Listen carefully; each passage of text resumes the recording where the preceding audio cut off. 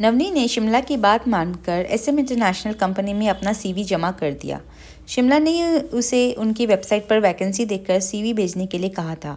इसके अलावा नवनी ने और भी कई जगह सीवी जमा कर रखा था, लेकिन अभी तक कहीं से बुलावा नहीं आया। 28 तारीख दोपहर में नवनी को मिला कि आज एसएम इंटरनेशनल में उसका इंटरव्यू है। घबराते हुए नवनी तैयार होने लगी। उसने आसमानी रंग की जामदानी साड़ी पहनी, बालों का जूड़ा बनाया और ऑफिस के लिए निकल पड़ी। एसएम इंटरनेशनल पहुंचते ही उसका गला सूखने लगा। उनकी ऑफिस 7, 8 और 9वें मंजिले में थी। इतनी खूबसूरत सजावट देखकर नवनी को लगा कि यहाँ नौकरी पाना नामुमकिन है। वेटिंग रूम में करीब 25 उम्मीदवार अपनी बारी का इंतजार कर रहे थे। सबको देखकर लग रहा था कि वे कितने आत्मविश्वासी है। ये सब देखकर नवनी को रोना आ गया। उससे लगा कि वह सबसे निकम्मी है। नवनी के सामने बैठी लड़की को अचानक सीने में दर्द होने लगा।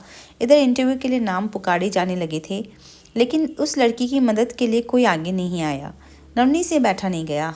उसे यकीन हो गया कि इतनी टैलेंटेड उम्मीदवारों के बीच उसे नौकरी नहीं मिलेगी। वह उठकर लड़की को रेस्टरूम में ले गई। लड़की ने हांफते हुए कहा, दीदी मेरे बैग में इन्हेलर है, लेकिन वह आखिरी है। बाहर से एक नया इन्हेलर ला दीजिए, मेरी हालत बहुत ख़राब है। लड़की की हालत देखकर नवनी का दिल भर आया। वह ऑफिस से बाहर भागी। लिफ्ट नीचे थी, इसलिए वह सीढ़ियों से दौड़ते हुए नीचे उतरी। बाहर कोई फार्मेसी नहीं दिखी। 10 मिनट चलने के बाद उसे एक फार्मेसी मिली। जल्दी से इन्हेलर लेकर वह ऑफिस की ओर दौड़ी। अब लिफ्ट ऊपर थी, 17वीं मंजिल पर। नवनी ने एक सेकंड भी इंतजार नहीं किया। वह सीढ़ियाँ चढ़ते हुए 7वीं मंजिल तक पहुंची। उसके पैर जवाब देने लगे, लेकिन उसने हिम्मत नहीं हारी। वह रेस्टरूम पहुंची, जहां लड़की अभी भी तड़प रही थी। नवनी ने उसे इन्हेलर दिया। उसने 3 पफ लिए और थोड़ी देर में ठीक हो गई। नवनी ने राहत की सांस ली। लड़की को लेकर वेटिंग रूम पहुंची तो देखा कि इंटरव्यू अभी भी चल रहा है। जैसे ही नवनी खड़ी हुई, उसका नाम पुकारा गया। दुआए यूनस पढ़ते हुए नवनी इंटरव्यू रूम में गई। केबिन में सफ़ीक अहमद अकेले बैठे थे। उनके सामने एक लैपटॉप रखा था। नवनी ने सलाम किया तो उन्होंने बैठने को कहा। धन्यवाद कहकर नवनी बैठ गई। सफ़ीक अहमद ने हालचाल पूछने के बाद कहा, सिर्फ एक सवाल पूछूंगा। यह IQ टेस्ट है। ये एक मशहूर सवाल है, फिर भी पूछ रहा हूँ। बताइए, हिंदी में कौन सा शब्द हम गलत लिखते हैं? नवनी सवाल का जवाब जानती थी।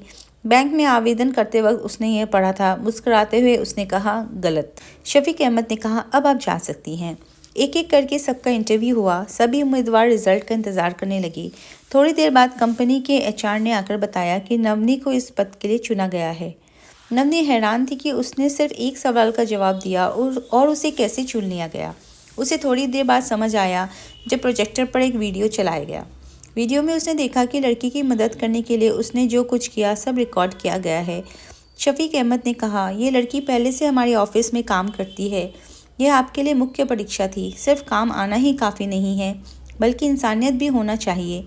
मेरे लिए इंसानियत की कद्र सबसे ज़्यादा है।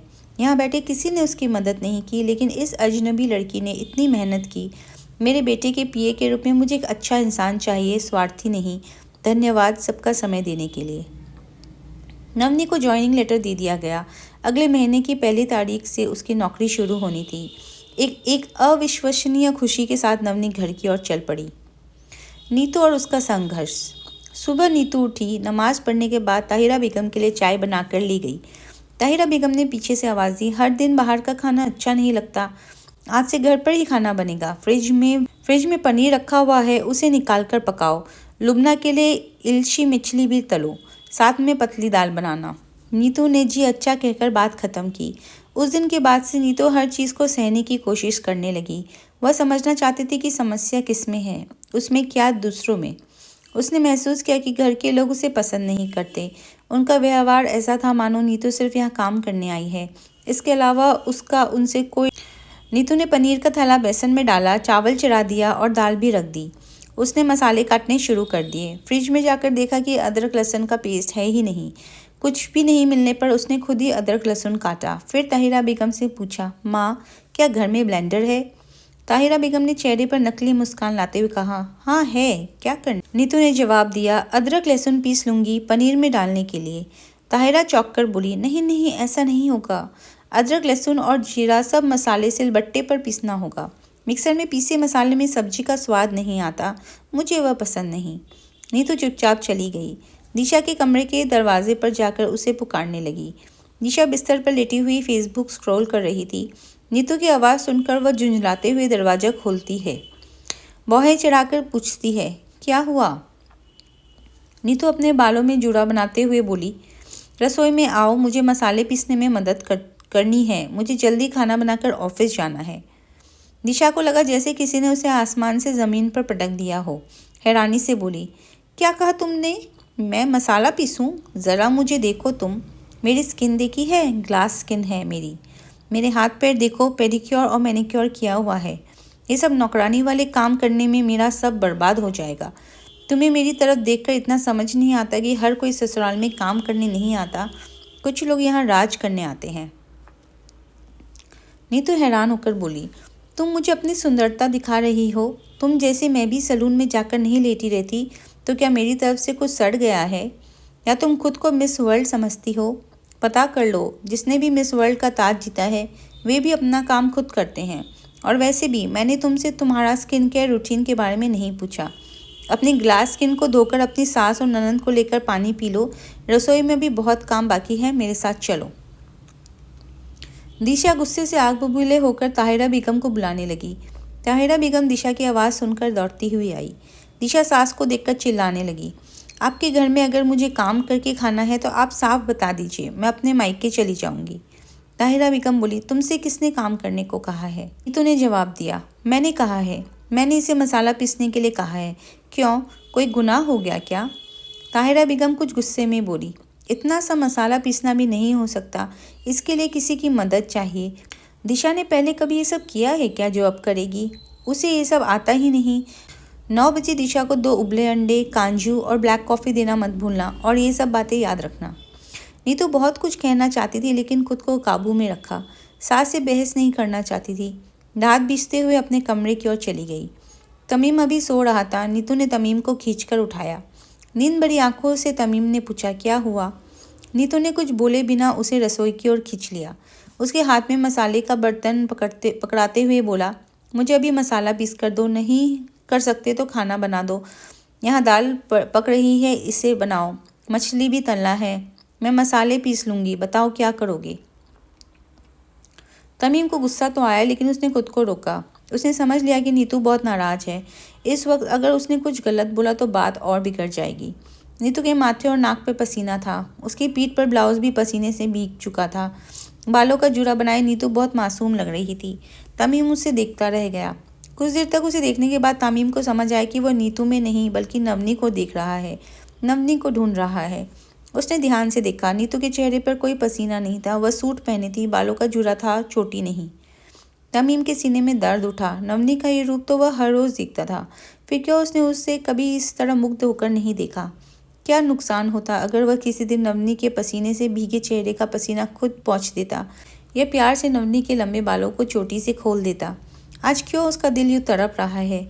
नवनी के लिए क्यों सीने में इतना कंपन महसूस हो रहा है? हाय नवनी, वो तो सोने का हिरन है, क्या वह कभी लौट कर आएगी? दीवार के उस पार होकर भी आज वह कितनी दूर है। नीतू ने कहा, ऐसे ध्यान से मेरी तरफ मत देखो, मसाले पीसो, तो आज बात बहुत ख़राब होगी। तुम्हारी माँ को मैं कुछ नहीं कहूँगी, अब तुम बुरा मानोगे, लेकिन तुम्हें भी आज नहीं छोड़ूंगी। दुनिया के हर इंसान मसाले मिक्सर में पीस लेते हैं और तुम्हारी माँ को इसमें भी नखरे दिख रहे हैं। अच्छा है, मैं भी नीतू हूँ, 1 इंच भी पीछे हटना मेरी फितरत नहीं है। अन्याय सहने वाली मैं नहीं हूँ। इन दिनों बहुत सहा लेकिन अब नहीं। तमीम को समझ आ गया कि आज उसकी खैर नहीं। मजबूर होकर उसने सिलबट्टा हाथ में उठाया, फिर अदरक को पीसने की कोशिश करने लगा, लेकिन मसाले कैसे पीसे जाएं ये उसे समझ नहीं आया। वह अदरक लहसुन को बट्टे से बार बार मारकर कुचलने लगा। नीतू ने देखा लेकिन कुछ कहा नहीं। जैसे भी हो कर ले। थोड़ी अदरक लहसुन कुचलते ही तमीम की सांसें तेज होने लगी।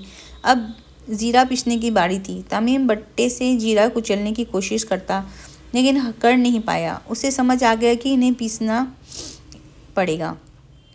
दोनों हाथों से सिलबट्टे को पकड़कर तमीम जीरा पीसने की कोशिश करता रहा, लेकिन कुछ भी सही से पीस नहीं पाया। कुछ जीरा पीसता तो बाकी सिलबट्टे की दूसरी ओर बिखर जाता। जीरे के साथ आधे घंटे की जंग के बाद तमीम ने जो पेस्ट बनाया उसे देखकर उसे खुद ही हंसी आ गई। हाथ में उठाकर देखते ही समझ आया कि इसमें ज़्यादा जीरा साबुत ही रह गया है। इतना करने के बाद तमीम ने देखा कि उसके हाथों में फफोले पड़ गए हैं। दोनों हाथ लाल हो चुके हैं। तमीम का मन बेहद उदास हो गया। वह अक्सर नवनी को रसोई में मसाले पीसते हुए देखता था, लेकिन उसने कभी ये जानने की कोशिश नहीं की कि नवनी को इसमें कितनी परेशानी होती है। कभी उसने नवनी के हाथ तक नहीं देखे। उसे ये अंदाज़ा नहीं था कि मसाला पीसना इतना मुश्किल काम है, और नवनी तो हमेशा मुस्कुराते हुए अपना सारा काम निपटा लेती थी। आज तमीम को बड़ा अफसोस हुआ। अगर नवनी ने कभी उसके सामने अपने दर्द का जिक्र किया होता, विरोध किया होता, तो शायद आज वो नवनी को इस तरह न खोता। ताहिरा बेगम जब रसोई के दरवाजे पर पहुंची तो उन्होंने देखा कि उनका बेटा बैठा हुआ मसाले पीस रहा है। यह देखकर वह चौंक गई। दौड़ते हुए अंदर आई और गुस्से से बोली, तू ये सब क्या कर रहा है? तुझे किसने कहा ये सब करने के लिए? ये औरतों का काम है, तुझे ये सब क्यों करना पड़ा? नीतू अब चुप नहीं रह सकी। उसका गुस्सा चरम पर था। वह मछली तल रही थी और साथ में पनीर चढ़ा दिया। पनीर को पकने के लिए छोड़कर वह ताहिरा बेगम की ओर पलटी और बोली, मैंने कहा है माँ, मेरे पति को मसाले पीसने के लिए। पत्नी के काम में मदद करना तो रसूल की सुन्नत है। और हाँ, आपकी बहू से कोई काम नहीं करवाया जा सकता, क्योंकि उसका ग्लास स्किन खराब हो जाएगी। घर में शीशा नहीं है, इसलिए सब उसके चेहरे में अपनी अक्स दिखते हैं। अब अगर उस ग्लास स्किन में कोई दाग आ जाए तो आप लोगों की इज्जत पर आँच आ जाएगी। आपकी बेटी भी तो राजकुमारी है और आप महारानी। मैं तो बेचारी रसोई में काम करने वाली नौकरानी हूँ। अब जब मुझे मदद के लिए कोई और नहीं मिला तो अपने पति से मदद लेनी पड़ी। आखिर इसमें गलत क्या है? मेरा काम भी होगा और मेरे पति सुन्नत भी निभा लेंगे। ताहिरा बेगम नीतू को थप्पड़ मारने के लिए हाथ उठाने की वाली थी कि नीतू ने उनका हाथ बीच में ही पकड़ लिया। मुस्कुराते हुए नीतू ने कहा, घरेलू हिंसा अब नहीं चलती माँ। आपको पता है सरकार ने 2010 में डोमेस्टिक वायलेंस एक्ट बनाया है और 2013 में इसका नियमावली भी लागू हुआ। अगर मैंने आप पर केस कर दिया तो आपका ये रौब ख़त्म हो जाएगा। और हाँ, गरीबों को फ्री में वकील भी मिलता है। अगर आप सोच रहे हैं कि ये मामला सालों तक लटका रहेगा तो नहीं, ये 60 दिन में ख़त्म हो जाएगा। तो आगे से मुझ पर हाथ उठाने की गलती मत करना। ताहिरा बेगम तमीम की ओर देखती रही। उम्मीद थी कि वह कुछ कहेगा, लेकिन तमीम अब इन सब चीज़ों से तंग आ चुका था। उसने सोचा, नीतू ने गलत तो नहीं कहा। माँ को भी थोड़ा डर लगना चाहिए। सबको नवनी समझना सही नहीं। दिशा ने 9 बजे डाइनिंग टेबल पर आकर पूछा, मेरा नाश्ता कहाँ है? ताहिरा बेगम चुपचाप बैठी रही। नीतू रसोई से बोली, अपना रास्ता खुद बना लो। जैसे तुम अपने हाथ पैरों का ख्याल रखती हो, वैसे दूसरों के हाथ पैर भी कीमती होते हैं। अगर काम करने से तुम्हारी त्वचा खराब हो सकती है तो मेरी भी हो सकती है, और मैं अपनी त्वचा खराब करके तुम्हारे लिए खाना नहीं बना सकती। दिशा और ताहिरा बेगम एक दूसरे को मुंह ताकने लगे। सभी ने दोपहर में खाना खाया। पनीर खाते ही ताहिरा बेगम चौंक गई। मसाले ठीक से पीसे नहीं थे। सबसे खराब तो जीरा लगभग साबुत ही था। तमीम ने दाल और तली मछली खाई और चुपचाप उठकर चला गया। नीतू भी जल्दी तैयार होकर ऑफिस जाने के लिए निकल गई। ताहिरा बेगम का गुस्सा उबाल खा रहा था। वह कुछ करना चाहती थी पर उन्हें कुछ समझ नहीं आ रहा था। लेकिन आज 29 तारीख थी। 1 तारीख को तमीम और नीतू की सैलरी आने वाली थी। तमीम के 50,000 और नीतू के 25,000 रुपये के ख्याल ने उन्हें शांत कर दिया। नवनी ने घर लौटते ही अपने पिता को कसकर गले लगा लिया। हासिम अली को समझ नहीं आया कि उनकी बेटी इतनी खुश क्यों है। नवनी ने कहा, पापा मेरी नौकरी लग गई है, 1 तारीख से ज्वाइन करना है। मुझे अभी भी यकीन नहीं हो रहा। हाशिम अली की आंखें भर आई। उन्होंने ऊपर देखकर अल्लाह का शुक्र अदा किया और कहा, बेटा यहाँ कहीं होटल है, मैं मिठाई खरीदने जा रहा हूँ। आज का दिन तो खुशी का है। नवनी खुद अपने पिता को मिठाई खरीदने ले गई। घर वापस लौटने पर उनके पास 10 किलो मिठाई थी। रबिया बेगम ने बिरयानी बनाने के लिए मांस भिगो दिया। आज नवनी अपने पिता के साथ उन सभी के घर मिठाई देने गई जहाँ ताहिरा बेगम ने कभी हासिम अली को मजदूर कहकर परिचय दिया था। अब नवनी ने गर्व से कहा, यह मेरे पिता हैं। उसने सभी जगह मिठाई बांटी सिवाय तमीम के घर में। हासिम अली अपने संतानों को देखकर सोचने लगे, कौन कहता है कि मैं गरीब हूँ? जिनके पास ऐसे होनहार बच्चे हैं वो गरीब कैसे हो सकता है? सबसे अमीर। रबिया बेगम ने कहा, साड़ी की सिलाई ख़त्म कर दी है बेटी, अब एक साड़ी और की गांठें बांध दे, मैं सिलाई कर लूँगी। यह वैसे भी करने लायक कुछ खास काम नहीं है, सिलने से कम वक्त तो गुजरता है। नवनी को हैरानी हुई। उसे अंदाज़ा नहीं था कि रबिया बेगम इतनी जल्दी सिलाई ख़त्म कर लेगी। दोपहर के खाने के बाद तीनों बहन माँ के साथ बैठे और एक और का बेस तैयार कर दिया। नवनी ने साड़ी पर फूल बनाकर दे दिए। नवनी के दिल में एक छुपी हुई ख्वाहिश थी कि एक दिन नौकरी छोड़कर अपना व्यापार के जरिए एक अलग पहचान बनाए। अगर ये काम देशी उत्पादों से हो तो क्या बुरा है। मेघ का उतावला होना। मेघ को अब और देर बर्दाश्त नहीं हो रही थी। नौकरी किसे मिली ये जानने की बेचैनी उसे खाई जा रही थी। जब उसने पिता से पूछा तो उन्होंने कहा, ज्वाइनिंग के बाद पता चल जाएगा कि नौकरी किसे मिली। अभी नाम बताने से क्या तुम उसे पहचान लोगे? मेघ ने मुंह बिचकाकर कहा, वहाँ से खिसक लिया। सफीक अहमद मुस्करा दिए। मेघ ने सीधे कंपनी के HR से जाकर पूछा, मेरे PA की पोस्ट पर किसे चुना गया है? एचआर ने जवाब दिया, सर नमनी नाम की लड़की। नमनी का नाम सुनकर मेघ को विश्वास नहीं हुआ। उसने दोबारा पूछा और फिर वही जवाब मिला। तीसरी बार भी वही जवाब सुनते ही वह खुशी से झूम उठा। एचआर को गले लगाकर उसने शिमला को कॉल किया। शिमला को जब ये बात पता चली तो वह भी बहुत खुश हुई। मेघ ने कहा, कल नीर को लेकर आना, तुझे एक स्पेशल ट्रीट दूंगा। शिमला ने जवाब दिया, नहीं, मैं इस तरह ट्रीट नहीं लूँगी। जिस दिन तुम नमनी को जीत लोगे उस दिन ट्रीट लूँगी। मेघ ने ठीक है कहकर फ़ोन रख दिया। बाप बेटे की बातचीत। इसके बाद मेघ ने पिता को कॉल किया। शफीक अहमद ऑफिस में थे। बेटे का फ़ोन देखकर हैरान हुए। कॉल रिसीव करते ही मेघ ने कहा, हेलो, मेघालय स्पीकिंग। जनाब शफीक अहमद, आपसे इस अदने का निवेदन है कि जल्द से जल्द मेरी माताजी से बात करके मेरे विवाह की व्यवस्था करें। दुल्हन मैंने पहले ही पसंद कर ली है। आपको दुल्हन देखने में कोई परेशानी ना हो, इसलिए मैंने खुद ये जिम्मेदारी ले ली है। मैं जल्द से जल्द शादी करके गृहस्थ जीवन शुरू करना चाहता हूँ। आपका आज्ञाकारी पुत्र, मेघालय। शफीक अहमद बेटे की बात सुनकर जोर से हंस पड़े। उन्होंने अपने पियून को बुलाकर कहा, जाकर मिष्टाना लेकर आओ और सबको बांटो। आज मैं किसी नियम कायदे की परवाह नहीं करूँगा। पियून पैसे लेकर मिष्ठान लेने चला गया। थोड़ी देर में मिठाई आई तो ऑफिस के सभी कर्मचारियों में बांट दी गई। माँ का गुस्सा। शफीक अहमद ने अपनी पत्नी मासूमा को फ़ोन किया। मासूमा बेगम नाखूनों पर नेल पॉलिश लगा रही थी। उनकी सहायिका ने फ़ोन पकड़ रखा था। फ़ोन उठाते ही मासूमा झुंझलाकर बोली, फ़ोन करने का यही वक्त मिला? थोड़ा नाखून ठीक करने बैठी हूँ और तुम कॉल करके परेशान कर रहे हो। लगता है तुम्हारे पास और कोई काम नहीं बचा। शफीक अहमद ने भाव से कहा, दूर मेरी प्यारी पत्नी, सुनो, तुम्हारे साथ मीठे बात करने के लिए फ़ोन नहीं किया। अब मैं कड़वे नीम का रस पीकर ही तुमसे बातें करूँगा ताकि सब कुछ कड़वा हो जाए। मासूमा ने डांटते हुए कहा, दूर हटो, मुझे तो करेला बहुत पसंद है। तुम्हारे यहाँ ताना मुझ पर नहीं चलेगा। शफीक ने जवाब दिया, सुनो, तुम्हारे साथ बात करते हुए मैं इतना कड़वा हो जाऊंगा कि तुम चाशनी में भी डुबोकर भाग ना पाओगी। लेकिन असली बात सुनो, हमारे परिवार में जल्द ही नया सदस्य जुड़ने वाला है। मेघ ने लड़की पसंद कर ली है, अब मुझे कोई टेंशन नहीं। ये सुनते ही मासूमा ने झट से फ़ोन काट दिया और तुरंत बेटे को कॉल किया। रोते हुए मासूमा बोली, अब तो मैं किसी की नहीं रही। तेरे बाप और तूने सब कुछ तय कर लिया, मुझे तो बताया तक नहीं। मैं आज ही रोहिंग्या कैंप में चली जाऊंगी, वही मेरा अंतिम ठिकाना है। मेघ चकरा गया, बोला, माँ ये क्या कह रही हो? मुझे कुछ समझ नहीं आ रहा। मासूमा ने गुस्से से कहा, अब मैं खुद तेरे लिए लड़की देखूंगी। तेरे बाप के सामने हार नहीं मान सकती। मेघ को कुछ कहने का मौका दिए बिना मासूमा ने कॉल काट दिया।